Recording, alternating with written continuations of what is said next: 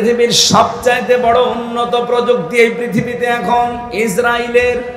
এরা 112টা machine fit করার পর শুধু পানি ছিটাচ্ছে তা না, স্প্রে পর্যন্ত দিচ্ছে উন্নত জাতের। কি হচ্ছে, যত পানি দেওয়া হয়, যত ঔষধ ছিটানো হয়, যত স্প্রে দেওয়া হয়, আগুন আরো তত বাড়ে। এমনকি জাহাজ পর্যন্ত পড়ে গেছে, হেলিকপ্টার এবং প্লেন, উড়োজাহাজ পর্যন্ত পুড়ে ভস্ম হয়ে গেছে। কারণ আগুন তো আর হামজা জ্বালায়নি, আগুন জ্বালিয়েছে কে? আপনার ভুল সিদ্ধান্তের কারণে কিন্তু আপনার এলাকা সব ধ্বংস হয়ে যাবে। এই জন্য এজালুর রিজসা, আজ আমাদের পাশের এই দ্বিতীয় নিকৃষ্ট মানুষ এই মোদি, তার ভুল সিদ্ধান্তের কারণে আগামীর পৃথিবী বসবাসের অযোগ্য হয়ে যাচ্ছে। 3 দিন আগে এই জন্য গোবিন্দ পরামানিক, বাংলাদেশে হিন্দু মহাজোটের মহাসচিব যিনি গোবিন্দ চন্দ্র পরামানিক, উনি অলরেডি জানিয়ে দিয়েছে, হে ভারত সহ বিশ্বের হিন্দু ভাইরা, আপনারা এই মাতাল মোদিকে থামান। এ মাতাল যদি না থামে, সামনে পৃথিবী বসবাসের অযোগ্য হয়ে যাবে। কারণ এখন অলরেডি ওরা দাঙ্গা লাগিয়ে দিয়েছে। কি কথা বলছে না? ভারতে অলরেডি দাঙ্গা চলছে। যে কিসের? পাকিস্তানের সাথে। দেখেন বাতাস আসলো বলে। আর যেহেতু ওখানে এতদিন পর্যন্ত আমাদের ওই চিন্তা করা লাগে নাই, কারণ ওদের সাথে আমরা দেখতে পাচ্ছি আশপাশে কোনো রাষ্ট্রের মিল নেই। আপনি ভারতের সাথে দেখেন, এই যে আমি কয়েকটা রাষ্ট্র ঘুরে আসলাম, ওদের সাথে আফগানিস্তানের একটা বর্ডার আছে, মিল নেই। পাকিস্তানের সাথে তো দা কুমড়ার সম্পর্ক, ভুটানের সাথে মিল নেই, মালদ্বীপের সাথে মিল নেই, শ্রীলঙ্কার সাথেও মিল নেই, মায়ানমারের সাথে মিল নেই, চীনের সাথেও মিল নেই। আমাদের সাথে মিল ছিল, বুবু ছিল, বুবু নেই, মিল নেই।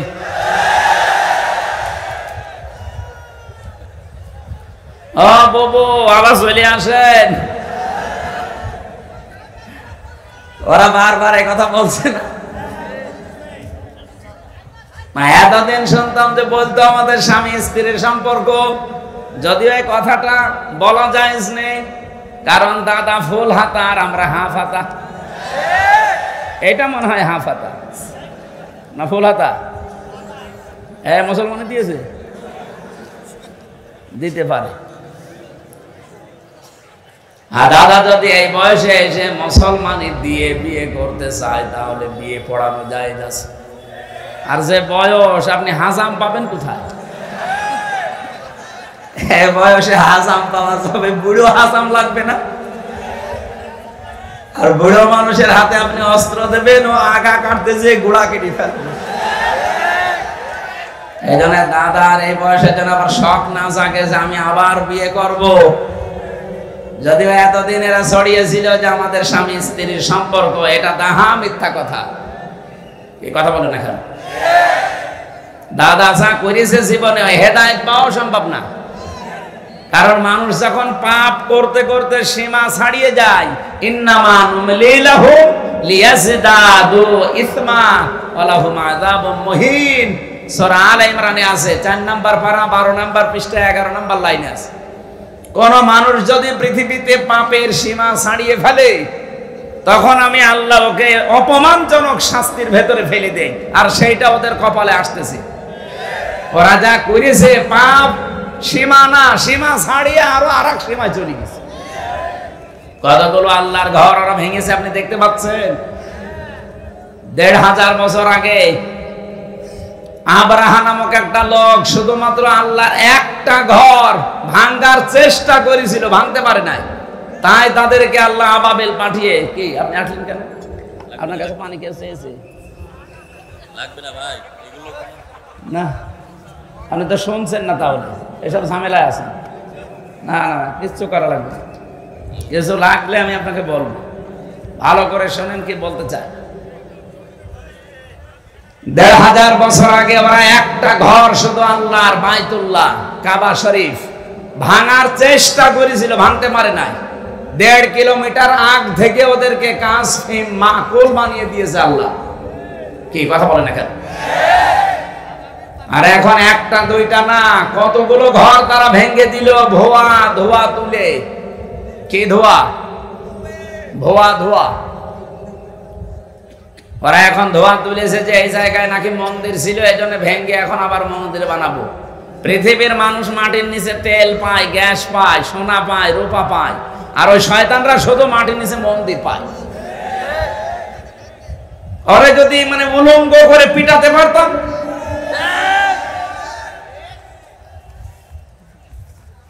আমার মনে হয় গোপালগঞ্জে কিছুদিন আগে যেভাবে পিটিয়েছিল এই প্রশাসনের লোকজন, ওদেরকে ওইভাবে ওদের হাতে ছেড়ে দেওয়া দরকার। সন্তান ওই সময় গোপালগঞ্জ থেকে কেউ যদি ঢাকায় যায়, বসে গেলে 300 টাকা, দাঁড়িয়ে গেলে 1000 টাকা। দাঁড়িয়ে যাবে কি করি, পেছনে এমন অবস্থা করেছি। এখন আল্লাহর ঘরগুলো যারা এই ধোয়া ধোয়া তুলে ভেঙে দিচ্ছে, আমার মনে হয় তাদেরকেও এই প্রশাসনের হাতে ছেড়ে দেওয়া দরকার। নে পেছনে কি অবস্থা হয় দেখ। এখন যদি বাংলাদেশে আওয়াজ তুলি আমরা যে ঢাকার স্বামীবাগে ইসকন মন্দির, 500 বছর আগে এখানে মসজিদ ছিল, ভেঙে আমরা মসজিদ বানাবো, মানবেন? আপনি মুসলমান তাই বলছেন না, আর হিন্দুরা মানবে? এই জন্যে গোবিন্দ পরমাণিক জানিয়েছে, পৃথিবীর হিন্দুরা আপনারা একটু সচেতন হন। এই মাতাল লোকটাকে যদি না থামান, এর এই ভুল সিদ্ধান্তের কারণে এমন কিছু নাজিল হবে যেটা টাকাল দেওয়া সম্ভব হবে না। এই জন্য আমাদের দেশে এরকম কিছু হাওয়া আমরা পাচ্ছি। আপনি কি খেয়াল করেছেন কিছু? নারী কমিশন যে 318 পৃষ্ঠার যে রিপোর্ট দিয়েছে, আমি পুরাটা পড়েছি এই 4 দিন মিলে, পুরাটা শেষ করে আমি 13টা ভুল পেয়েছি, বাকি সবই ভুল। এই 13টা 100 ভাগের 100 ভাগ ভুল। ওরা প্রথমে যেটা জানাতে চায় যে স্বামী যদি স্ত্রীর সাথে মিলন করতে চায়, স্ত্রী যদি রাজি না হয়, স্বামী যদি জোর করে এই কাজ করে, তাহলে স্ত্রী তার পরের দিন যদি মামলা দেয়, তাহলে ধর্ষণ মামলা হবে, প্রমাণ হলে স্বামীর ফাঁসি। আমি আপনার কথা মেনে নিলাম ভাই, স্বামী জোর করে আপনাকে সংসার করতে চায়, আপনি রাজি না, আপনি ধর্ষণ মামলা দিলেন। আমার প্রশ্ন হচ্ছে, ফাঁসি দেওয়ার জন্য সাক্ষী লাগবে না? কথা বলছেন এখানে? এখন ওই জায়গায় কেউ কি ছিল যারা সাক্ষী দেওয়ার মতো? অথবা ওখানে সিসি ক্যামেরা দিয়ে রাখা লাগবে, অথবা ইউটিউবারদের পাঠিয়ে দেওয়া লাগবে। দেখ, আপনি এদেরকে পাঠালে হবে? আমার এই জন্য একটা একটা করে যখন পড়লাম, আমার মনে হচ্ছিল এগুলো মেয়াদ উত্তীর্ণ গাঁজা খেয়েছে। ওদেরকে আর বাইরে রাখা ঠিক না, ওদের রুচি, ওদের সব বিকৃতি হয়ে গেছে, চেহারাও বিকৃত হয়ে গেছে। যে কয়টা চেহারা দেখলাম, একটাও মহিলার মতো লাগছে না। এখানে যারা পুরুষ মানুষ আছে, আমরা ঘোষণা দেব কি, পুরুষ ভাইরা পুরুষ প্যান্ডেলে চলে আসেন, মেয়েরা মহিলা প্যান্ডেলে চলে যান। আর যারা মহিলা না, পুরুষ না, ওদের কোন প্যান্ডেলে পাঠাবো? আমি ওদের চেহারার দিকে তাকিয়ে আমার মনে হচ্ছিল ওগুলো মনে হয় তৃতীয় লিঙ্গ। আপনি তৃতীয় লিঙ্গের কোনো কিছু বলতে পারেন, আপনি মহিলাদের পক্ষে বিপক্ষে কথা বলেন কোন কারণে? আপনি কি মহিলা? মেয়ে লোক হওয়ার জন্য যে সমস্ত সিমটম দরকার, আপনার তো কিছুই নেই। আমি নিচে নামলাম না, অনেক সাররা আছে তাই। এই জন্য আমার মনে হয় এদেরকে আর বাইরে রাখা ঠিক না। এদের পেছনে অবশ্যই রাঘব বোয়াল আছে, আমরা জানি। পৃথিবীর কোন রাঘব বোয়ালে কাজ হবে না। এদেশে 92% মুসলমান যতদিন আমরা আছি। কিছু না থাক আমাদের, অন্তত লা ইলাহা ইল্লাল্লাহ। এই কথা বলেন না কেন? এজন্য আমরা চাই খুব তাড়াতাড়ি এই মানুষগুলোকে আপনারা পাবনায় পাঠান। আমি কয়েকদিন আগে গিয়েছিলাম হেমায়তপুরে দেখার জন্য, যে দেখি পাগল এখন আর অত বেশি নেই। জিজ্ঞাসা করলাম একজনকে, বলছে হুজুর এখন প্রায় ভালো হয়ে যায়, পাঠিয়ে দেয়। কয়েকজন আছে, আমার তো মনে হচ্ছে নতুন কিছু পাগলের আমদানি হচ্ছে, এদের পাঠানো দরকার। নয়তো এরা এই কথা লিখলো কি করি? আপনি কিভাবে কি সাক্ষী জোগাড় করবেন আপনি নিজেই বলেন। এটা পাগলের মাথায় তো এই চিন্তা আসা ঠিক না। দ্বিতীয় নম্বরে তারা লিখেছে দেহ আমার, সিদ্ধান্ত আমার। এটা কোরআনে কারিমের পুরা বিরোধী। আল্লাহ পাক বলেন আলা লাহুল খালাক ওয়াল আমরু তাবারাকাল্লাহু রাব্বুল আলামিন। সৃষ্টি যার, সিদ্ধান্ত তার। কথা বলেন এখানে। আপনি কোন সাহসে বললেন যে দেহ আমার, সিদ্ধান্ত আমার? এ দেহ আপনার কে বলেছে? আমি এখন 33 বছর বয়সে আছি, 34 বছর বয়স আগে বলেন তো আমার অস্তিত্ব ছিল? আমির হামজা না, আমার মা বাবার তো বিয়েও হয়নি 35 বছর আগে। তার মানে উল্লেখ করার মতো আমি আর কিছু ছিলাম না। হামজা তো দূরের কথা, আমাকে পর্যন্ত নিয়ে এসে বসিয়েছেন যিনি, তিনি কে? নেই থেকে হামজা পর্যন্ত যিনি বানিয়েছে আস্তে আস্তে করে, তার নাম আরবিতে বলা হয় রব। তারবিয়াতু শাইইন ইলা কামালিহি শাইআন ফাশাইআন। নেই থেকে তারবিয়াতের মাধ্যমে একটার পরে একটা সিস্টেম পাল্টিয়ে যিনি তোমাকে পূর্ণতায় পৌঁছিয়ে দেয় তিনি হচ্ছে রব। আমরা যাকে আল্লাহ বলি। সুতরাং যারা এই কথা লিখেছেন তাদের তো ঈমান নেই। আর কোরআনে কারিমের সূরা আরাফের 54 নম্বর আয়াতের পুরা বিরুদ্ধে এই কথা যে দেহ আমার, সিদ্ধান্ত আমার। আপনি আল্লাহর সাথে বিদ্রোহ করেছেন, আপনি বেঈমান হয়ে গেছেন। এই নারী কমিশনে যারা আছে এদেরকে যদি তাওবা করানো না হয়, এই মানুষগুলো যদি নতুন করে মুসলমান না হয়, ঘোষণা দিয়ে গেলাম আজকে রেকর্ড হচ্ছে, এদের একজনও যদি মারা যায় এদের জানাজাও জায়েজ নেই, কবরে দেওয়াও জায়েজ নেই। কারণ জানাজা পড়াবো কি দিয়ে আমি, আর কবরে দেব কি বলে? বিসমিল্লাহি ওয়া আলা মিল্লাতি রাসূলিল্লাহ। এ পুরা কথাটাই তো মিথ্যা হয়ে যাবে যে আল্লাহর নামের উপরে, রসুলের আদর্শের উপরে রেখে গেলাম। কই, আপনি তো আল্লাহর নামেও নেই, রসুলের আদর্শেও নেই। এই কথা বলছেন না কেন? এই জন্য আপনাকে আমি রাখবো কি করে? আপনার জন্য আমি মিথ্যাবাদী হব? কি কথা বলেন না কেন ভাই? আমি আপনার জন্য মিথ্যাবাদী হব। এই জন্য আপনাকে কবরে দেওয়াও ঠিক হবে না, জানাজাও ঠিক হবে না। আপনারা একটা কাজ করা যায় না, আপনারা হিন্দুদের মতো পুড়িয়ে ফেললেও হবে না, কারণ হিন্দুরা তো মানবে না। আপনারা করব কি? কুকুর দিয়ে খাওয়ানো লাগবে।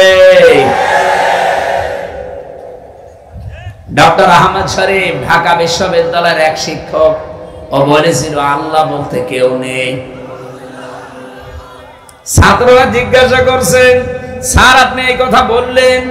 যা বলেছি, যা দেখি না তা বিশ্বাস করি না, এই জন্য ইসলাম ধর্ম আমি মানি না। তাহলে হিন্দু ধর্ম মানেন? বলছে না, ও ধর্ম আমি মানি না। তাহলে আপনি যদি মুসলমান দাবি না করেন, হিন্দু দাবি না করেন, আপনাকে তো পোড়ানোও যাবে না, কবরে দেওয়াও যাবে না, কি করব? বলছে আমার লাশটা ঢাকার মেডিকেল কলেজে দিয়ে দিও। ছাত্র ছাত্রীরা আমার লাশ কেটে গবেষণা করবে, শিক্ষা পাবে। মারা যাওয়ার পরে অ্যাম্বুলেন্সে করে নিয়ে গেছে ঢাকা ভার্সিটিতে, ঢাকা মেডিকেলে। মেডিকেলের মুসলমান ছাত্র ছাত্রী যারা, তারা মিছিল আরম্ভ করেছে, জানে না এই নাস্তিকের লাশ আমরা এখানে ঢুকতে দেব না, কারণ যে আল্লাহকেই মানে না, ওরে কেটে আমরা কি পাবো? ওর নাপাক শরীর যেন এখানে না ঢোকে। অ্যাম্বুলেন্সের ড্রাইভার চিন্তা করছে, ভার্সিটি ছেলে মেয়েরা ও না জানি খেপে গেলে আমার গাড়িতে যদি আগুন লাগিয়ে দেয়, ও মরা শয়তানের সাথে আমি জীবিত ধ্বংস করে যাব। দরকার নেই ভিক্ষা, আগে কুকুর সামলা, দে গাড়ি ঘুরিয়ে টান। এখন ঢাকা মেডিকেল নেয়নি, হিন্দুদের মতো পুড়িয়ে ফেলা হয়নি, মুসলমানের কবরে দেওয়া হয়নি। কি হয়েছে? জীবনের শেষ ইতিহাস আমি পড়ে দেখেছি, হয়তো ওকে ডাস্টবিনে ফেলে দেওয়া হয়েছে, কুকুরে শ্রীগালি খেয়েছে। আহ্বান জানাচ্ছে, যদি কপালে হেদায়েতের মতো কিছু থাকে আপনি ফিরে আসবেন। আর যদি একেবারে আবু জেহেলের মতো হয়ে যান, এ দোয়ায়ও কাজ হবে না।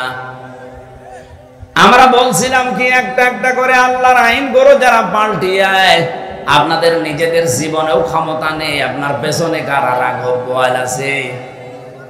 ডক্টর মোহাম্মদ ইউনূসকে আহ্বান জানাবো, এগুলো ধরেন, না হলে এই ভুল সিদ্ধান্তের কারণে ইসরায়েলের মতো আমেরিকার মতো যদি দাবানল একবার চলে ওঠে বাংলাদেশে, শুধুমাত্র বন জঙ্গলের দাবানল না, মুসলমানদের দাবানল সামাল দেওয়া যাবে না।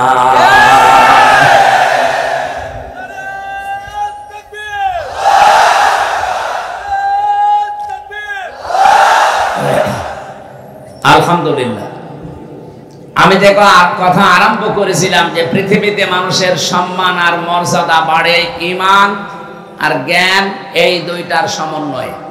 যাদের জন্য এতক্ষণ দোয়া করার জন্য এই কথাগুলো বললাম, এত মানুষের নাম আমি একবারে বলেছি, ওয়ারফা'না লাকা যিকরাক বলেছি। এদের মর্যাদা আমরা শুধু দুনিয়ায় চাই না, আখিরাতেও যেন মর্যাদা টিকে থাকে, ওই কাজগুলো করার তৌফিক আল্লাহ তাদের দান করুন। কি কথা বুঝেছেন? এই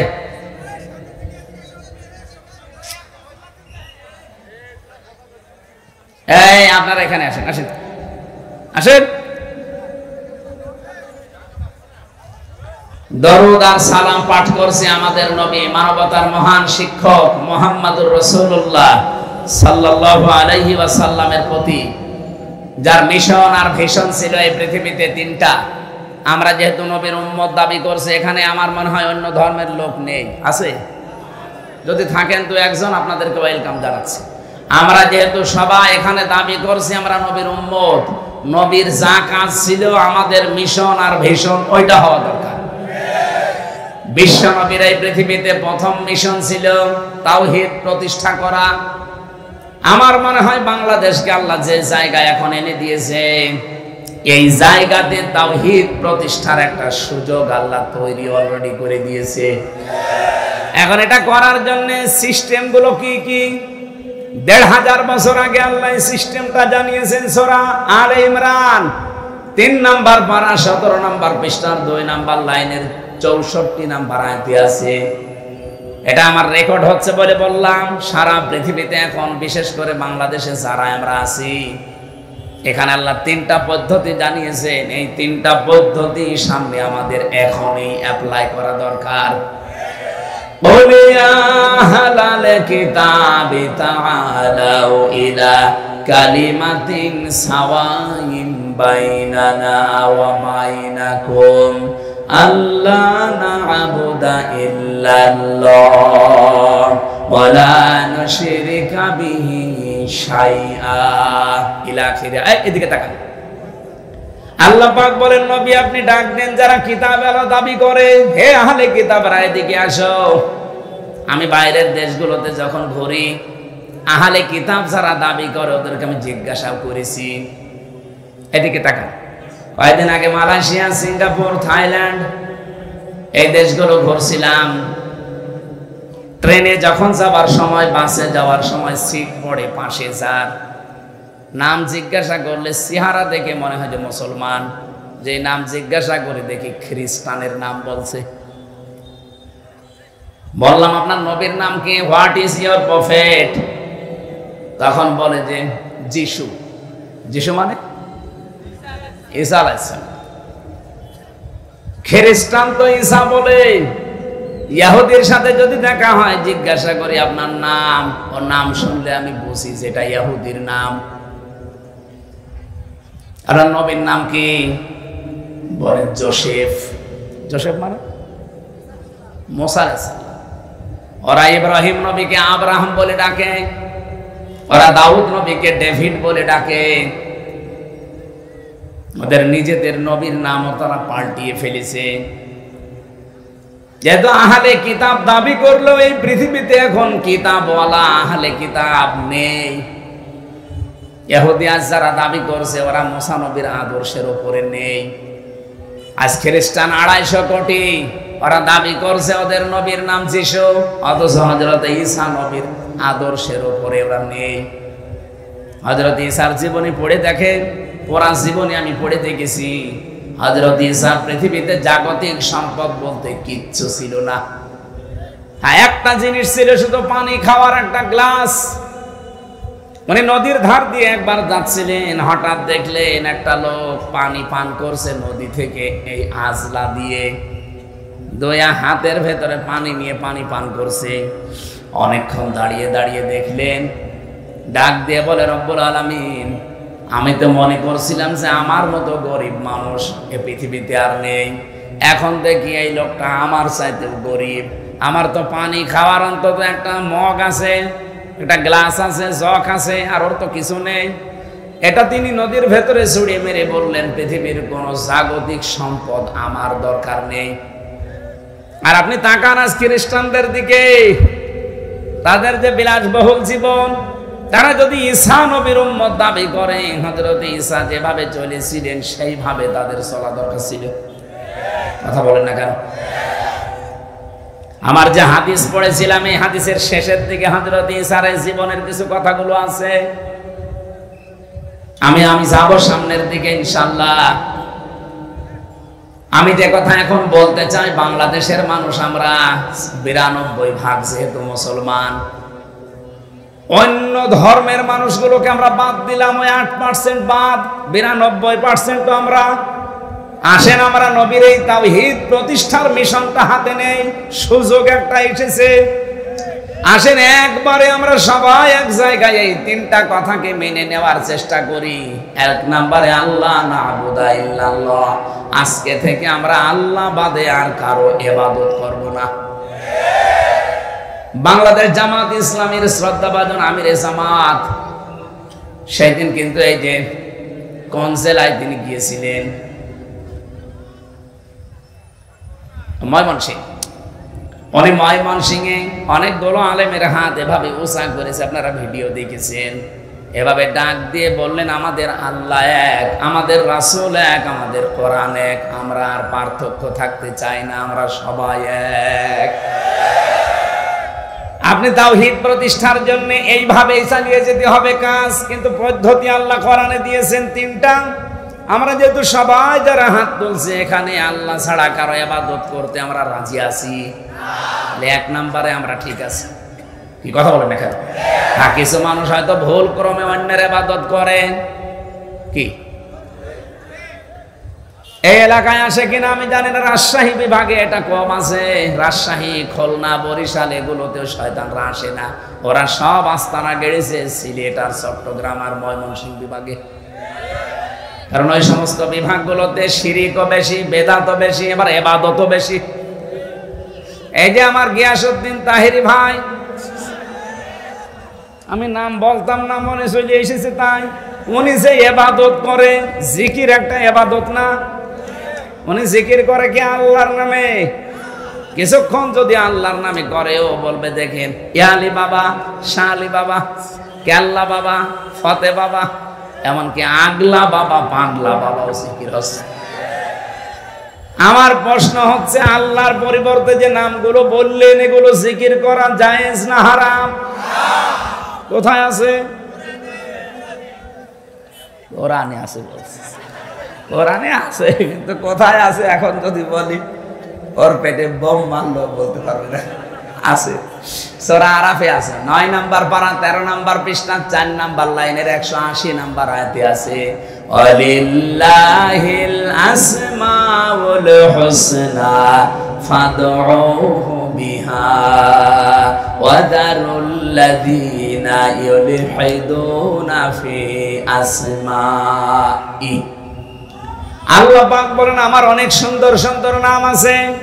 এই যে আল্লাহর নাম আমরা অনেকে এখানে জানি, স্যারকে যদি জিজ্ঞাসা করি কয়টা বলেন তো, আল্লাহর নাম কয়টা? 99টা জানবে। এটা কায়দায় পড়েছিল ছোটবেলায়, আমরাও পড়েছি।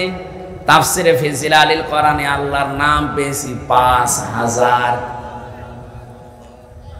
যদিও আমরা সবগুলো এখন অনেকে জানি না।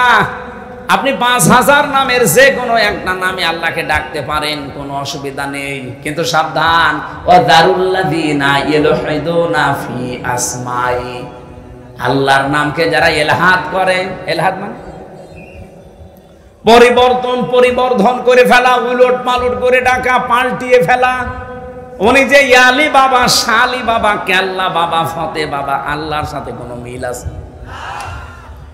পুরা নামই পাল্টিয়ে ফেলেছেন। এখানে আল্লাহ বলেন, আমার নাম যারা পাল্টিয়ে ডাকে, উলট পালট করে দেয়, আমার নাম বাদ দিয়ে অন্য কাউকে ডাকে, তাদের সাথে তোমরা ডাকবা না। কে বলছে? সুতরাং আজকে থেকে যারা আল্লাহ বাদে অন্যের ইবাদত করছে তারা বাদ। এদেশে ঐক্য যদি প্রতিষ্ঠা করতে হয় তাহলে আল্লাহর ইবাদতের বাইরে যারা, ওরা বাদ। এই কথা বলেন না কেন? সেটা যদি জামাত ইসলামকে বাদ দেওয়া লাগে বাদ দিয়ে দেন, যদি হেফাজত ইসলাম বাদ দেওয়া লাগে বাদ দিয়ে দেন। আপনি একা হন তা অসুবিধা নেই, কিন্তু আমরা আল্লাহর ইবাদত করতে চাই নির্ভেজাল ভাবে। আল্লাহ নাবুদা ইল্লাল্লাহ, নবী আপনি ওদের বলেন যে আসো আমরা আল্লাহর ইবাদত করি, এর সাথে অন্য কাউকে যেন আর 2 নম্বরে ওয়ালা নুশরিকা বিহি শাইআ, আল্লাহর ইবাদতের সাথে আমরা কাউকে শিরিক করব বলেন বলেন। এবার এই পয়েন্টের উপর আমি 2 মিনিট কথা বলতে চাই, ভালো করে শুনবেন। যেহেতু আল্লাহর ইবাদতের সাথে আমরা আর কাউকে শিরিক করতে চাই না, শিরিকের ব্যাখ্যা আমি বহু জায়গায় নাটোর জেলায় বলেছি। শিরিক বিল জাত, শিরিক বিল সিফাত, শিরিক বিল ইখতিয়ারা, শিরিক বিল হুকুক। এটা হলো পয়েন্ট আকারে যদি আপনি শ্রেণী বিন্যাস করেন 120 প্রকার পাবেন। এটা তাফসিরে কাবীরের ভেতরে আছে, আল্লামা ফখরুদ্দিন রাজি লিখেছেন। এক কথায় জবাব দিলাম যে আল্লাহ যেটা পারে ওইটা অন্য কেউ পারে, এই বিশ্বাস করার নাম শিরিক। এক কথা বোঝা যায়নি? আল্লাহ যেটা পারে ওইটা অন্য কেউ পারে, এই বিশ্বাস করার নাম। এদেশে বিশ্বাস নেই, বলেন বলেন বলেন তো সন্তান দিতে পারে কে? অন্য কেউ পারে। যারা অন্য কাউকে বিশ্বাস করেন আপনি কিন্তু শিরিক করছেন, আর শিরিক করলে আপনি মুশরিক। এ পর্যন্ত বুঝেছেন?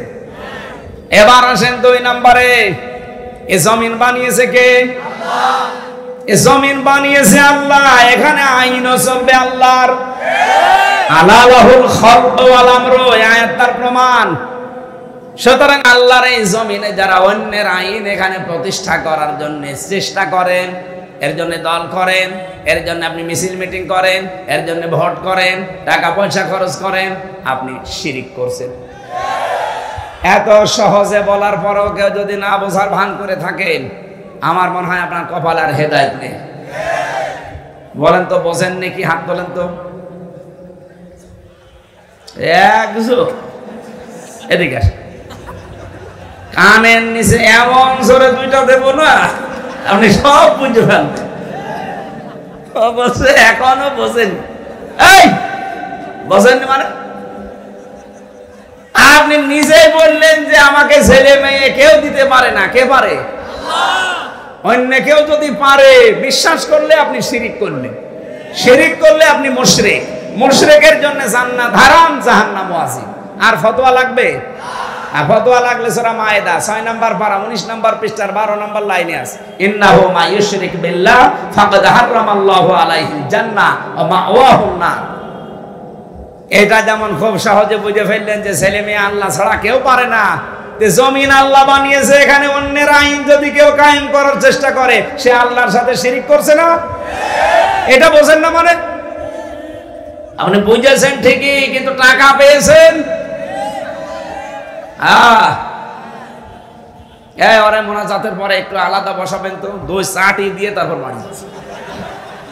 বলে বোঝে না। তাহলে আল্লাহর সাথে যারা শরীক করবে না এই সিদ্ধান্তে যারা আসবে তারা আমাদের সাথে আছে। এক কথা বলেন না কারো? এর সাথে যদি হেফাজত আসতে চায়, জামাত আসতে চায়, চরমনায় আসতে চায়, আটরশি আসতে চায়, অসুবিধা নেই। কিন্তু আল্লাহর সাথে শিরিক করে আপনি জামাত ইসলাম করবেন, এরকম জামাত আমি মানি না। আল্লাহর সাথে শিরিক করে আপনি চরমনার মুরিদ হবেন, এরকম চরমনায় আমি মানি না। ওই যে পিসকে হুজুর কি বলেছিল, প্রধানমন্ত্রী ছাতার কসুর আমি মানি না, এই জন্যই তো ওরে জেলে রেখে দিয়েছিল। আমারও রিমান্ডে ওরে নিয়ে 10 দিন প্রশ্ন করেছে, পিসকে হুজুর, আর বলে আমি হাসিনা মানি না। জিনিসই ওর সাহস আছে।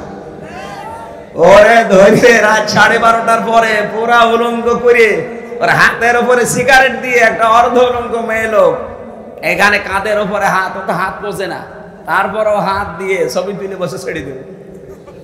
ওই দিন এমন কন্দন করেছিল, আমার সাথে ছিল তো, এক রুমে ছিলাম আমরা। আমারে বলছে, হামজা ভাই আমি এমনি ছোট মানুষ, আমার জিনিসপত্র সব ছোট ছোট, হ্যাঁ আসলেও ছোট, কতটুকু আমার এই পর্যন্ত। বলেন আমার যদি মাজা পর্যন্ত হয় তো ওর কি আছে। তারপরে ওরে একটা বাচ্চা হয়েছে আলহামদুলিল্লাহ। তো আমারে বলছে রাত 12:30টার পরে আমারে ওই হাতির ছিলে দুই দিকে রাস্তা ব্লক করে আমারে এইভাবে অত্যাচার করছিল। এমন কান্না কাঁদলাম ওই দিন। এক এসআইকে ডেকে বললাম যে ভাই আপনারা যা করছেন এটা কি ওই হারুন আঙ্কেল, ওই যে হাউ আঙ্কেল এ স্যার কি জানে? জানে না মানে উনি তো করাচ্ছে। ও উনি করাচ্ছে, অথচ দিনের বেলায় দেখা করতে এসে বলো হুজুর কেমন আছেন, ভালো আছেন, সব কিছু খোঁজ নিয়ে যায়, আর উনি এটা করাচ্ছে। আমারে যেভাবে উলঙ্গ করেছে আল্লাহ যেন ওনারও উলঙ্গ করে। ঠিক ছোট হুজুরের তো হয়তো ছোট জিনিস দেখা যায়নি, কিন্তু হারুন আঙ্কেলের 3 ইঞ্চি, 5 ইঞ্চি, ওইটা হয়তো 4-5 জন এসআই দেখেছিল, আর এরটা সারা দুনিয়া দেখেছে।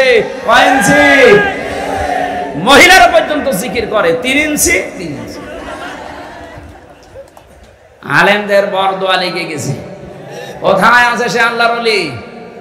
হাউ আঙ্কেল আপনাদের এই নাটোরের বাগাতিপাড়া, লালপুরে 17, 18, 19, 20 এই সমস্ত বছরগুলোতে বহুবার এসেছি, কিন্তু কোরআনের কথা আমারে বলতে দেয়নি। এই বকুল সাহেব আর আজাদ সাহেব, এই আজাদ না, আর এক আজাদ আছে, সে দুইটাই এখন পালিয়েছে। আমার আগে যিনি কথা বলছিলেন কে আমি জানি না, উনি ওই যে আল্লাহর ক্ষমতার উপরে অহংকার যারা করে তাদের পরিণতি কি এই বিষয়ে টাচ দিচ্ছিলেন, আমি হালকা শুনছিলাম।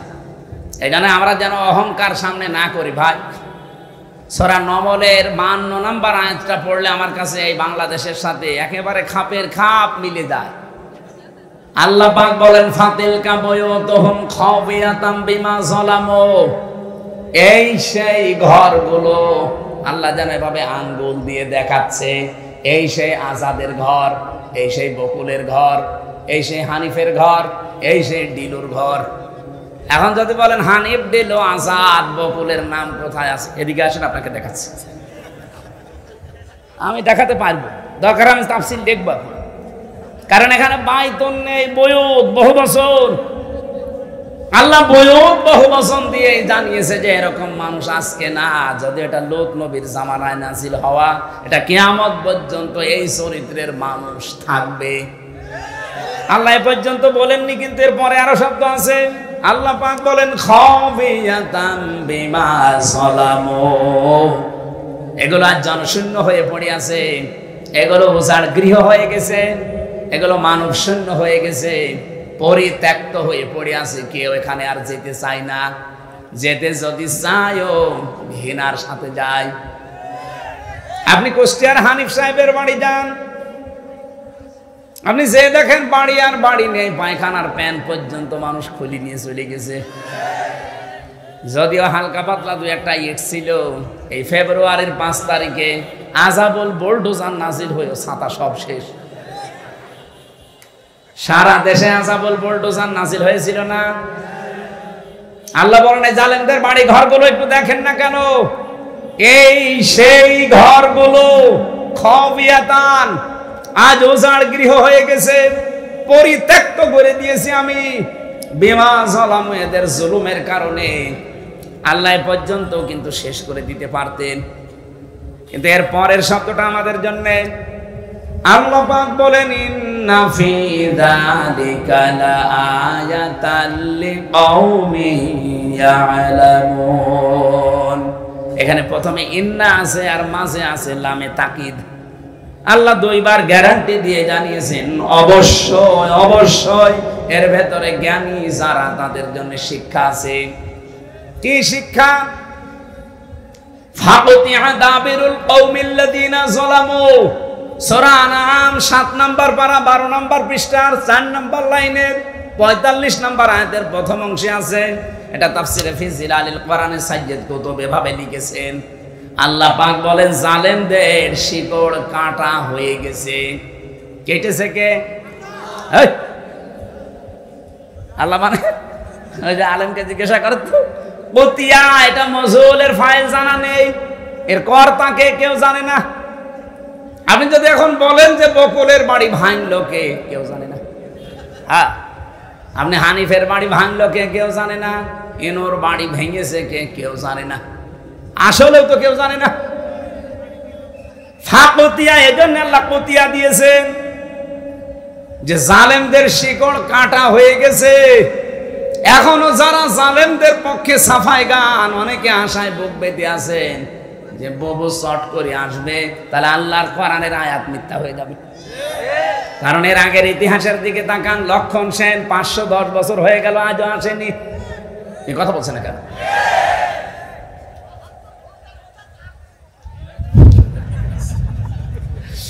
আমি যতগুলো দেখলাম ইতিহাস, একটাও ফিরে আসেনি। আশরাফ ঘানি, বাশার আল আসাদ, এই কথা বলছে না কেন? এই জন্য আশায় যারা বুক বেঁধেছেন ও গুড়ে বালি, ওটা বাদ দেন। ওটা বিশ্বাস করে বসে থাকলে কোরআনের আয়াত পাল্টিয়ে যাবে। আল্লাহ বলেন জালেমদের শিকড় কাটা হয়ে গেছে। আপনি জোড়া দেবেন কি করে? কেটেছে কে, তাই তো কেউ জানে না। আর একজন বলছে আল্লাহ। আপনি আন্দাজ বললেন কেন? আল্লাহ কাটেনি, কে কেটেছে কেউ জানে না। আপনি চিন্তা করতে পারেন এটা কি, কোন ইউনিয়ন? এটা লালপুর। লালপুর ইউনিয়ন পরিষদের দারওয়ান থেকে সংসদ পর্যন্ত থরে থরে জালেমদের সব সাজানো ছিল। আমি রিমান্ডে 10 প্রকার মানুষ পেয়েছিলাম। 10 প্রকারই ওদের মামলার আয়ু, ওদের যে মামলার প্রসিকিউটর সে ওদের, বিচারপতি যে বিচার করবে রায় দেবে সে ওদের, যে জজ রিমান্ড ডাকবে সে ওদের, যারা রিমান্ডে প্রশ্ন করবে তারা ওদের, যে ঘরের ভেতরে নিয়ে টর্চার করবে সেটা ওদের, যে রায় দেবে সে ওদের। আমার পক্ষে কে আছে? আরে ভাই আল্লাহ তো আছে, একজন আছে, উকিল। একটা উকিল দাঁড়ায় তো ওর কথা শুনলেও চলে, না শুনলেও চলে। এই ছিল দেশের বিচার ব্যবস্থা। আর মানুষকে শোনাতে আমরা ন্যায় বিচার কায়েম করছি। বাংলাদেশে যদি এই হয় ন্যায় বিচারতে, আমি কোন কারণে 3 বছর জেলে ছিলাম আমারে জবাব দেন। আমারে আপনারা মামলা দিয়েছিলেন যে আমি নাকি আনসারুল্লাহ বাংলা টিমের প্রধান। কি ও ছাতা ও জীবনে জানি না। আনসারুল্লাহ বাংলা টিম কি ও ছাতা জানি না, অথচ আমারে প্রধান বানিয়েছে। জেলের ভেতরে যাওয়ার পরে একজনের সাথে দেখা হয়েছে, ও 17 বছর জেলে আছে। ওর নাম আব্দুল মতিন, ও আছে আল্লাহ দলের প্রধান সারা বাংলাদেশে। বললাম ভাই আপনি তো আল্লাহ দলের সভাপতি, সেক্রেটারি কে? বলছে আমার সেইনি। আপনি সভাপতি, আপনার সেইনি সেক্রেটারি, আর কেউ নেই। এই দেশে জঙ্গি ছিল। এই জন্য ডক্টর এনায়েতুল্লাহ আব্বাসী হেফাজত ইসলামের সমাবেশে 3টা প্রস্তাব দিয়েছে যে আবেগে চলে হলেও কেউ যদি ইসলাম এবং মানবতা রাসূল নিয়ে এই বাংলাদেশে কথা বলতে যায়, তাকে আইনের আওতায় এনে কঠোর শাস্তি দেওয়া লাগবে। এটা আমরা চাই না। আপনি অধিকারের নাম নিয়ে রাসূলকে গালি দেবেন, আল্লাহর কোরআনের আয়াত বিকৃতি করবেন, এটা আর সামনে যেন না হয়, আইন পাস করা লাগবে।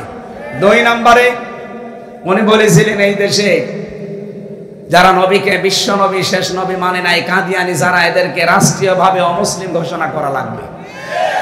শোনেননি এটা? কথা বলছেন না? আমরা এই দাবির পক্ষে আছি না? কোরআনে কারিমের শুধু এক আয়াতের 4 ভাগের 1 ভাগ, মা কানা মুহাম্মাদুন আবা আহাদিম মির রিজালিকুম ওয়ালাকির রাসূলুল্লাহ, এ পর্যন্ত ঠিক আছে। ও খাতামান নাবিয়্যিন, নবী যে শেষ নবী, এইটা কাদিয়ানীরা মানে না। ওরা বলে যে মা কানা মুহাম্মদ ঠিক আছে, আলা আহাদিম মির রিজালিকুম এটা ঠিক আছে, ওয়ালাকির রাসূলুল্লাহ এটাও ঠিক আছে। কিন্তু ওয়ালাকির রাসূলুল্লাহর পরে খাতামান নাবিয়্যিন, উনি শেষ নবী, এটা ঠিক নেই। শেষ নবী হচ্ছে গোলাম আহমদ কাদিয়ানী।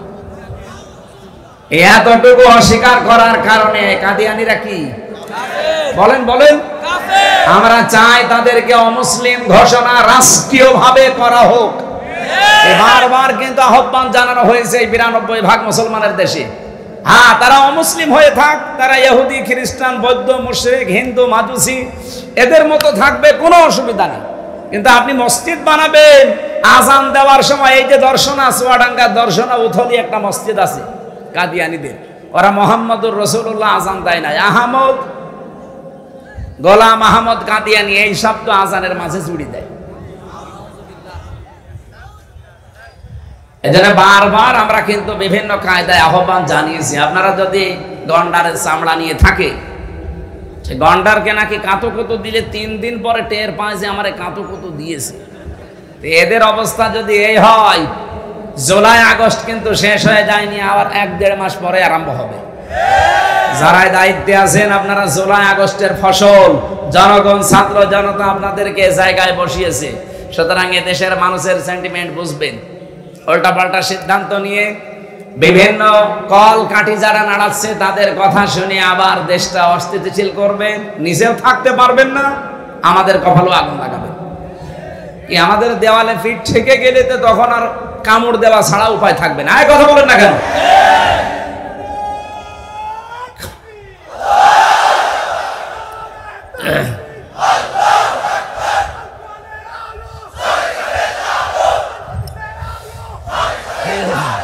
ঠিক আছে ভাই, আমার ভাইরা, আমরা শিরকের যে বিষয় নিয়ে পর্যন্ত এসেছিলাম একটু তাকান। আজ বাংলাদেশে ঐক্যের বারবার ডাক দেওয়া হচ্ছে, সবাই আসেন, কিন্তু শিরক যারা করেন তারা আসলে ওই ঐক্য থাকবে না। কি শিরক যারা করেন তারা যদি এসেও থাকেন লোক দেখানোর জন্য, ঐক্য টিকবে না। এজন্য শিরক যারা বাদ দিতে পারেন তারা আসেন। 3 নম্বরে ওয়ালা ইয়াত্তাখিদা বা'দুনা বা'দান আরবাবাম মিন দুনিল্লাহ, আল্লাহ বাদে আমরা কাউকে অভিভাবক হিসাবে আর গ্রহণ করব না। আমাদের অভিভাবক ইন্ডিয়া না, আমাদের অভিভাবক আমেরিকা না, চীন না, রাশিয়া না, আমাদের অভিভাবক কে? এই বিশ্বাসে যারা বিশ্বাসী তাদেরকে এক জায়গায় নেন। 92% মুসলমানের ভেতর থেকে যদি সব বের হয়েও চলে যায়, যদি 51% টিকে থাকে, এই দেশে আগামীতে কোরআন কায়েমে বাধা কেউ দিতে পারবে না।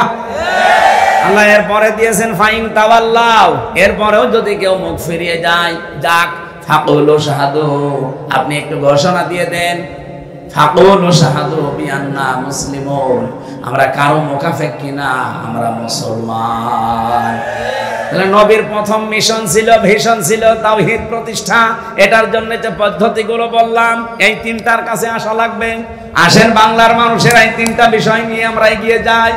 2 নম্বরে নবীর মিশন আর ভিশন ছিল তিনি মানব অধিকার প্রতিষ্ঠা করেছিলেন। এই তথ্য আপনি সূরা নিসা 58 নম্বর আয়াতে পাবেন। ইন্নাল্লাহা ইয়া'মুরুকুম আন তু'আদ্দুল আমানাতি ইলা আহলিহা, অবশ্যই আমি আল্লাহ তোমাদের সবাইকে নির্দেশ দিলাম তোমাদের যাবতীয় আমানত তার প্রাপকের কাছে পৌঁছিয়ে দেবা। এখানে আমানাত বহুবচন, তাফসিরে মারিফুল কোরআন খুলে দেখবেন এই বহুবচনে মুফাসসির লিখেছেন আমানাত মানে ভোট। কি কথা বলেন না? আমি কি এটা বানিয়ে বললাম? যদি বানিয়ে বলি কোনো আলেমকে নিয়ে এখানে বসান, তাফসিরটা নিয়ে এসে খোলেন, সূরা নিসা 5 নম্বর পারা 6 নম্বর পৃষ্ঠা 5 নম্বর লাইনে, এটা 4 নম্বর লাইনে আছে 58 নম্বর আয়াত। অবশ্যই আমি আল্লাহ তোমাদের সবাইকে নির্দেশ দিলাম, শুধু হামজাকে না, কুম বহুবচন, সবার জন্য আমার নির্দেশ, তোমাদের যাবতীয় আমানত তার প্রাপকের কাছে পৌঁছিয়ে দিবা। যেহেতু আমানত মানে উনি ভোট লিখেছেন, সুতরাং আগামীতে এই দেশে আমরা চাই 300 জন এমপি দাঁড়াবে। 300 জনের ভেতরে অন্তত 151 জন আমরা এমন মানুষ চাই যারা কোরআন বুকে নিয়ে সংসদে যেতে পারবে। এই আমানতটা আমরা নষ্ট করব?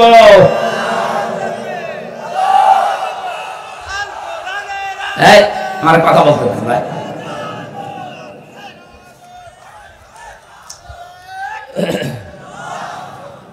আমার ভাইরা, এটা যদি কারো কাছে রাজনীতি মনে হয়, যদি মনে হয় এটা দুনিয়ার বিষয়, এটা ধর্ম ব্যবসা, হ্যাঁ এটাই আমার ধর্ম ব্যবসা, কারণ আমি এই ব্যবসা করেই কোরআনকে সংসদে পৌঁছিয়ে দিতে চাই।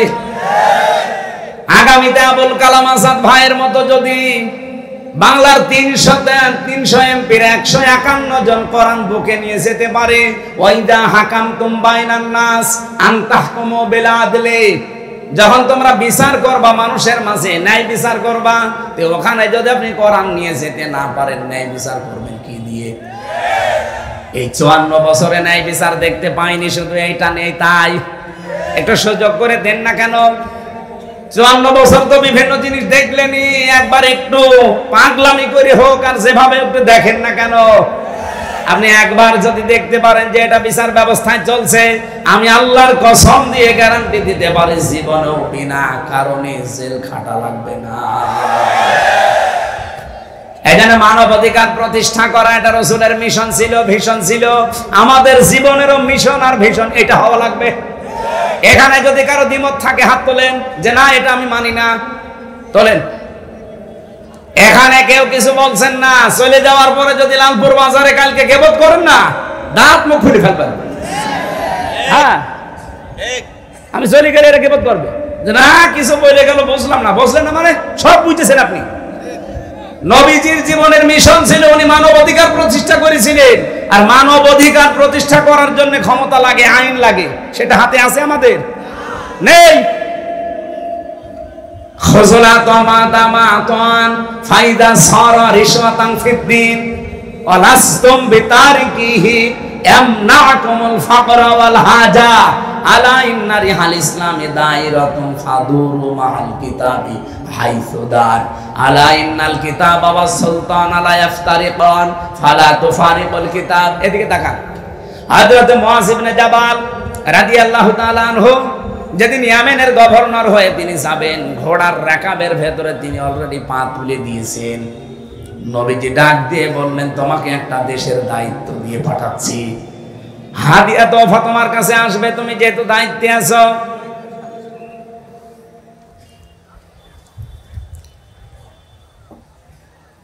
আমার আলোচনায় কোনো প্রশ্ন থাকলে বলেন তো, আগে বলেন। আমি তো নিজের বাবার একটা কথাও বলি না, যা বলেছি এর পেছনে দলিল দিয়েছি। এখন আপনার যদি রাগ হয়, মন খারাপ হয়, তাহলে আল্লাহকে আপনি কিছু বলেন যে না আপনার এই কথা বলা ঠিক হয়নি, আপনি অন্য কোনো আয়াত না বলেন। আর আমার সামনে এটা আসলে আমি কি গোপন করতে পারবো? আর আমি গোপন করলে আমার ওয়াজ শোনায় তো জায়েজ নেই। এখানে সঠিকটা বলার চেষ্টা করছে, আপনি মেনে নিলে ভালো, না নিলে আমারও দোষ না, আল্লাহরও দোষ না। দোষ কার?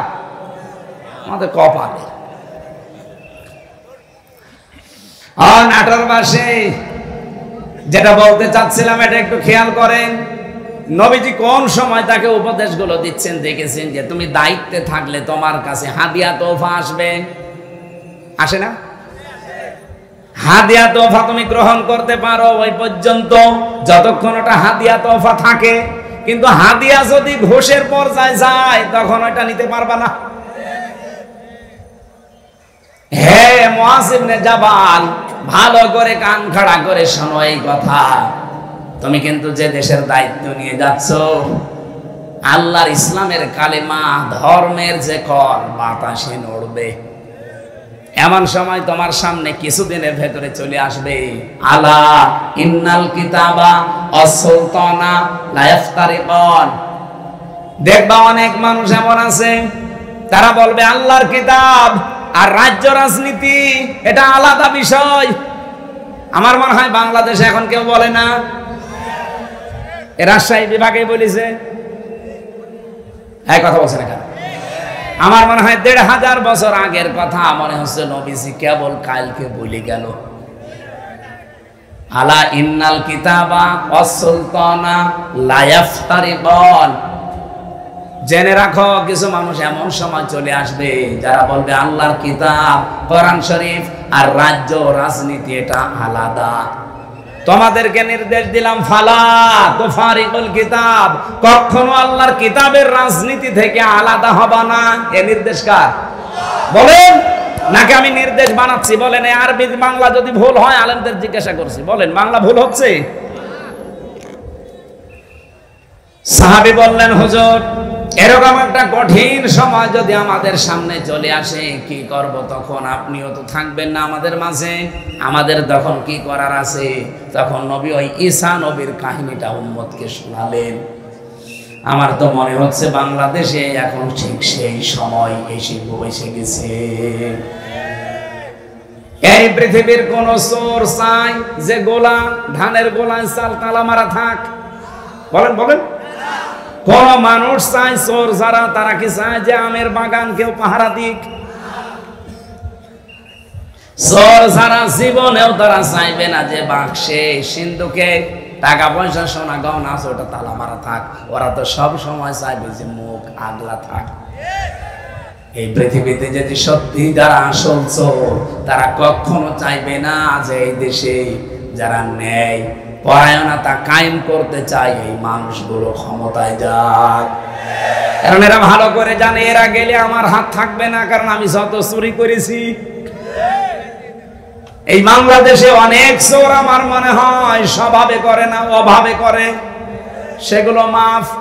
কিন্তু যারা স্বভাবে করেছে এদেরকে আল্লাহ মাফ করতে নিষেধ করে দিয়েছে, তাদের হাত কাটার নির্দেশ দিয়েছে। আপনি সালমান এফ রহমানের কি ৩৬,০০০ কোটি টাকা ওর চুরি করা, ওটা কি অভাবে না স্বভাবে? কয়েকদিন আগে মালয়েশিয়া এক লোককে দেখি নিচে বসে বসে চা খাচ্ছে। এসে বললাম কি এখানে হুজুর আমরা আগেই পালিয়েছি। আপনি পালালেন কেন? আপনার না ৬২০টা বাড়ি, ওই যে চট্টগ্রামের ওইটা ৬২০টা বাড়ি বানিয়েছেন আপনি। এই মালয়েশিয়ায় আপনার সাহেব পাড়া আছে আপনার নামে, আপনি সাহেব পাড়ার মালিক, বেগম পাড়ার মালিক। আপনি সেকেন্ড হোম হিসাবে এখানে বানালেন। এই সিঙ্গাপুরে বাড়ি আছে, থাইল্যান্ডে বাড়ি আছে, মালয়েশিয়া বাড়ি আছে, কত দেশে আপনার বাড়ি, কিন্তু আজ আপনি থাকতে পারেন না বাড়িতে। ওগুলো সব তালা লাগিয়ে থাকেন আপনি এখন এই হোটেলে। ধরে রাখবো কি করে? আমি বললাম আপনি সাহেব পাড়ায় যেতে পারেন না, বলছে ওখানে যাব। বাংলাদেশের ২০ লাখ মানুষ এই মালয়েশিয়া আছে, আমারে যদি দেখে তো ভর্তা বানিয়ে ফেলবে। এই জন্য চুরি চুরি করে আসি, মাঝে মাঝে নামি আবার উঠে পড়ি। কি জীবন জেলখানার মতো হয়ে গেছে। কয়দিন থাকবে ভাবে? একদিন না একদিন তো আপনি কারো সামনে পড়বেন। আমার সামনে যেমন পড়েছিলেন, বলছে দোয়া করি। কিসের দোয়া? হ্যাঁ, আপনার জন্য দোয়া আসবে। ৬২০টা বাড়ি বানিয়েছেন আপনি, তা বাবার টাকা দিয়ে যদি বানাতেন, সব তো জনগণের টাকা। যে এগুলো কিন্তু চুরি করেছে অভাবে না, কিসে? মানবাধিকার প্রতিষ্ঠার জন্য আল্লাহ এই জন্য আমানত শব্দের পরে দিয়েছেন ওয়াইদা হাকামতুম বাইনান নাস, যখন মানুষের ভেতরে বিচার করবা, আনতাহকুমু বিল আদলি, তখন ন্যায় বিচার করবা। ও বাংলার মানুষেরা বারবার এটা আমরা ক্লিয়ার করার চেষ্টা করছি। এই দেশে যতদিন আল্লাহর বিধান আমরা মানুষের ভেতরে কায়েম করতে না পারবো, ন্যায় বিচার শুধু ওয়াজের দ্বারা সম্ভব না। এইটা আপনার বুঝতে যত দেরি করবেন তত ন্যায় বিচার পেতে দেরি হয়ে যাবে। নবীদের মিশন এইটাই ছিল। ৩ নাম্বার নবীর মিশন ছিল দিন যেন জমিনে কায়েম হয়। এই জন্য আমার খুতবার ভেতরে এই কথাটা ছিল, ওয়ানাশহাদু আন্না মুহাম্মাদান আবদুহু ওয়া রাসূলুহু আল মাবউসু ফিনা বিল হুদা ওয়া দীনিল হক লিইয়ুযহিরাহু আলাল আদিয়ান। আল্লাহ পাক বলেন এমন নবীর সাক্ষী তোমরা দিলে যিনি আমার বান্দা এবং আমার রাসূল, যাকে আমি দ্বীনে হক দিয়ে সত্যের বিধান দিয়ে তোমাদের ভেতরে পাঠিয়েছি। কেন? লিইয়ুযহিরাহু, এজাহার মানে এখানে বহু আলেম আমার মনে হয় জিজ্ঞাসা করলে এজহার মানে বলবে স্পষ্ট করা না। এখানে আবিদা আধুনিক অর্থে এজহার মানে বিজয় করা। এজহার মানে আল্লাহ বলেন লিইয়ুযহিরাহু আলাল আদিয়ান, যত দিন আছে দুনিয়ায়, যত ধর্ম আছে। এখন ধর্ম দুনিয়ায় কত? ৪,৫০০ ধর্মের ভেতরে ইসলামকে দাঁড় করানো লাগবে বিজয়ী রূপে। এ ঘোষণা কার? বলেন বলেন। আর ইসলামকে দাঁড় করাতে হলে নবীজি যদি ১৩ বছর মার খাওয়ার পরে ১০ বছর কোরআন দিয়ে রাষ্ট্র চালাতে পারে, কিছু মানুষ বলে হুজুর 13 বছরের কথা বলেন, ওই 10 বছরের কথা বলার দরকার নেই। কেন 13 বছর শুনতে আপনার ভালো লাগছে? নবীজি মায়ের খেয়েছিলেন। আর 10 বছর যে এটা দিয়ে রাষ্ট্র চালিয়েছিলেন প্রধানমন্ত্রী হয়ে, ওইটা আপনার ভালো লাগে না মানে? সিরাত ইবনে হিশামে দেখবেন নবীর জীবনীকে 4 ভাগে ভাগ করা হয়েছিল। মক্কার জীবনটা প্রথমে 3 বছর, এরপরে 5 বছর, এরপরে 2 বছর, এরপরে 5 বছর, না এরপরে 3 বছর, সব মিলে কত? 13 বছর। প্রথমে 3, এরপরে 5, এরপরে 2, এরপরে 3, এই 4টা ভাগে নবীর পরা মক্কার জীবনকে ভাগ করা আছে। আমি বাংলাদেশের সাথে অলরেডি এটা মিলিয়ে দেখেছি, আমরা এখন এই 4 নাম্বারটায় আছি। কি কথা বলেন না? নবীজি 3 বছর জেলে ছিলেন, তার অনেক আত্মীয় স্বজন সাহাবায়ে কেরাম হারিয়েছিলেন। আমরা এই 15 বছরে বহু কিছু হারিয়েছি। 3 বছর না 13 বছর আল্লামা সাঈদীর জেল খাটা হয়ে গেছে। সুতরাং 13 বছর পরে নবীকে যদি আল্লাহ 10 বছরের বিশাল একটা সাম্রাজ্য দিতে পারে, আমাদের সামনেও 15 বছর যেহেতু পার করে ফেলেছি, সামনের 10 বছর আসবে কোরআনের হাতে ইনশাআল্লাহ। কথা বোঝেন? সূরা সূরার 13 নম্বর আয়াতের মাঝের অংশে আমি পড়েছিলাম আন আকিমুদ্দিন। অথচ আয়াতটা নাযিল হয় মক্কায়। এমন কঠিন পরিস্থিতি যেখানে পা রাখা পর্যন্ত সম্ভব না, সেখানে আল্লাহ বলছেন আমার দ্বীন কায়েম করো। এখানে বাংলাদেশে যেহেতু 4টা অবস্থা আমরা পার করে ফেলেছি, এই মুহূর্তে আহ্বান জানাচ্ছি নবীর এই 3 নাম্বার মিশন আর ভিশন। ও বাংলার মুসলমানেরা, এখন সব ফরজের বড় ফরজ আল্লাহর এই জমিনে আল্লাহর দ্বীন কায়েম করা।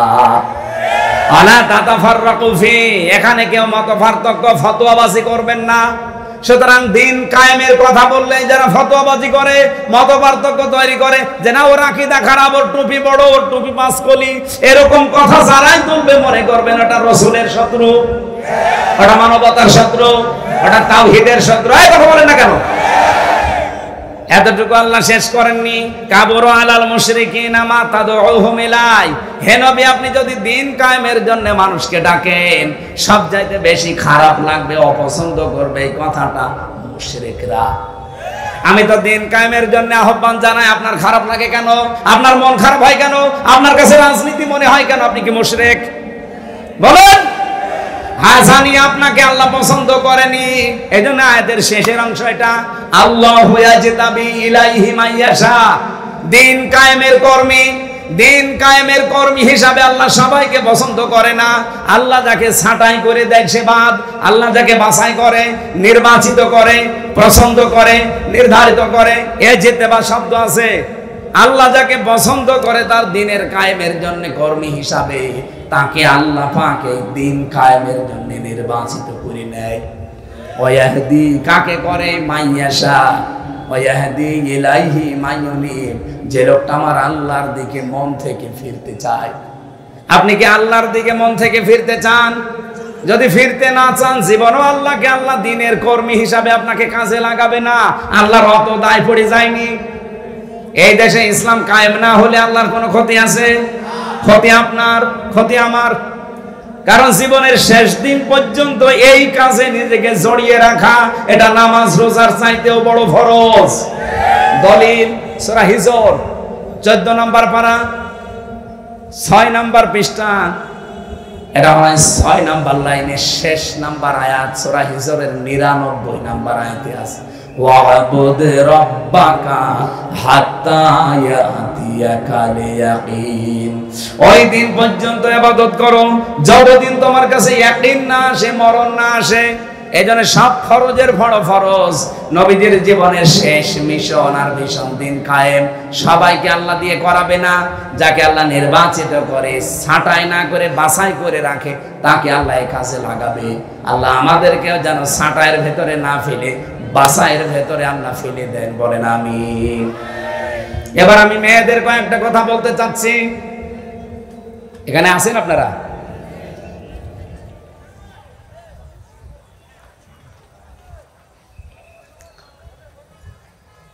মেয়েরা এসেছে না? সম্মানিত মা বোনরা, কয়েক মিনিট আপনার জন্য আমি শিক্ষামূলক কয়েকটা কথা বলতে চাই। মাত্র 5টা মিনিট সময় দিচ্ছি। এই মাহফিলটা যেহেতু কাদা ছিল, এখানে পানি ছিল, এর আজকে আপনি ভিডিও দেখেছেন, আমার নিজেরই কেমন আফসোস লাগছিল যে কোরআনের জন্য এলাকার মানুষেরা এত কষ্ট করতে পারে। যার যতটুকু সামর্থ্য আছে আপনারা দিয়েছেন, আমি দেখেছি। বাড়ি যাওয়ার সময় শুধু ভাড়াটা বাদ দিয়ে এদের কাছে আপনারা একটু উৎসাহের জন্য দিয়ে যাবেন। এটা মাদ্রাসার মাহফিল না? যার যা আছে অবশ্যই দয়া করে এদের কাছে একটু দিয়ে যাবেন। আমি এরপরে মেয়েদের কথা বলার পর আমার একটা লিখিত বই আছে মেয়েদের উপরে। এত বই নিয়ে এসেছেন। এটা আদর্শ নারী, মেয়েদের 6 জন আদর্শ নারী পৃথিবীতে আছে, তাদেরকে আদর্শ মানা যায়। এই বইটা মেয়েদের জন্য স্পেশাল ভাবে। আর দাম্পত্য জীবনের কলহ কেন হয়, এই যে মারামারি, গন্ডগোল, মনোমালিন্য কেন হয়, এটা কিভাবে মিটাবেন, সেই পদ্ধতিগুলো লেখা আছে। 120 পৃষ্ঠা লিখেছি। এটা জেলখানায় বসে বসে লেখা। আপনারা পারলে এই বইগুলো নিয়ে যান। আর সৃষ্টি জগৎ, এটা শিক্ষিত মানুষদের জন্য। সৃষ্টি আল্লাহ একেবারে ওই প্রথম থেকে শুরু করে, এটা সবার জন্য দরকার না, এটা শিক্ষিত মানুষদেরকে নিতে হবে। গাড়িতে পাওয়া যায়, যদি পান যাওয়ার সময় নেবে। এক হয় আপনাদের লোক কই ভেতরে কি প্রশ্ন দিচ্ছে, আগে শেষ হোক। এক হয় আপনারা লোক কই ভাই? এই ব্যাগ যদি নাও নিয়ে যায়, আপনারা যাবার সময় ওনাদের ওখানে দাঁড়িয়ে থাকবে যারা ড্রাম নিয়ে, তবে ব্যাগ নিয়ে ওই জায়গায় একটু দিয়ে দিয়ে। মা বোনেরদের জন্য বলছি, একমাত্র একটাই ওয়াজ। খাদিজাতুল কুবরা এই 6টা মহিলার ভেতরে একজন। উনি জীবনে 1 ওয়াক্ত নামাজ পড়েননি, একটা রোজা রাখেননি, জীবনে একটা দিন পর্দায় থাকেননি। তারপরও তাকে আল্লাহ সালাম দিয়েছেন, জীবিত অবস্থায় সালাম পাঠিয়েছেন, এবং জান্নাতে ঘর বানিয়ে তার জন্য পাঠিয়েছেন। একটাই মাত্র কারণ, তার পুরা জীবন পড়ে আমি পেয়েছি। কারণ এই বিধানগুলো মানতে পারেননি কেন? এগুলো নাজিল হয়েছিল তার ইন্তেকালের পরে, এই জন্য তিনি মানতে পারেননি। তিনি জীবনে কোনোদিন একটা সেকেন্ডের জন্য স্বামীর মনে দুঃখ দেননি। এ কারণে আল্লাহ খুশি হয়ে তাকে সালাম পাঠিয়েছে। আপনাদেরকেও বলছি, দুনিয়ায় নামাজ পড়েন, রোজা রাখেন, কালো বোরকা পরে, স্বামীর যে হক, মর্যাদা, সম্মান, এটা রক্ষা করে দুনিয়ায় চলার চেষ্টা করেন। আল্লাহ খাদিজাতুল কুবরার সাথে যেন জান্নাতুল ফেরদাউসে জায়গা করে দেন। আপনারা কয়েকটা প্রশ্ন দিয়েছেন, আমরা প্রশ্নের কয়েকটা। ইমাম যদি জর্দা, বিড়ি, তামাক খায়, তার পেছনে নামাজ পড়লে নামাজ হবে কি? নামাজ হওয়ার জন্য যে 13টা শর্ত আছে, নামাজ ভাঙার কারণ আছে 19টা। নামাজের ফরজ 13টা, 14টা ওয়াজিব। এগুলো যদি কেউ ঠিক রাখে, এই তামাক খাওয়া, জর্দা খাওয়া, বিড়ি খাওয়া, এগুলো কি ওই 14টার ভেতরে, 13টার ভেতরে পড়ে? যদি পড়ে থাকে, ওনার পেছনে নামাজ হবে না। আর যদি না পড়ে তাহলে অসুবিধা নেই। লালপুর উপজেলা চেয়ারম্যান এবং সদস্য সচিব সাবেক জনাব হারুনুর রশিদ পাপ্পু ভাই কই এসেছে? এত প্রশ্ন এখন দেখছেন কেন? পাপ্পু সাহেব বসে তারা। তোমরা ঈমান আনো, তাতে জানাজিল করেছি, আর যার সমর্থন আছে তোমরা তা স্বীকার করো না। কি সূরা বাকারার 41 নম্বর আয়াত। কি ব্যাখ্যা করবো এখন? সময় নেই। কালকে মাহফিল আছে লালপুরে, বাগাতিপাড়া।